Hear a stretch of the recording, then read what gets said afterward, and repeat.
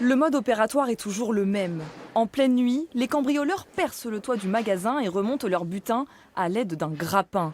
Dans cette pièce de la gendarmerie d'Orléans, 53 vélos dérobés près de Poitiers fin septembre. Ces vélos ont été volés par cette équipe spécialisée ressortissant moldave et découverts dans un lieu de recel en Île-de-France, en proche couronne. Et les vélos étaient conditionnés sur des palettes et avec du film plastique opaque de manière à être expédiés vers l'étranger. Montant du préjudice, 200 000 €, certains de ces vélos ayant appartenu à des professionnels.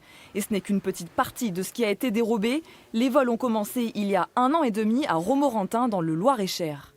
C'est une brigade territoriale qui est intervenue pour un cambriolage comme on en a l'habitude. Et quand on a vu l'ampleur du phénomène, donc la section de recherche est intervenue en appui à cette unité pour procéder à un certain nombre d'investigations. On s'est ensuite aperçu que c'était un phénomène d'ampleur nationale, puisqu'il y a eu d'autres occurrences sur d'autres départements.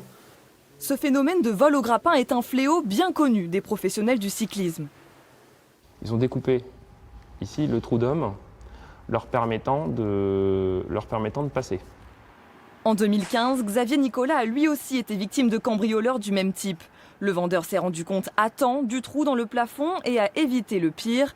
Depuis ce jour, il redouble de vigilance. Ça fait partie, comme je vous dis, d'une vie de commerçant que de devoir un jour subir ce genre de choses.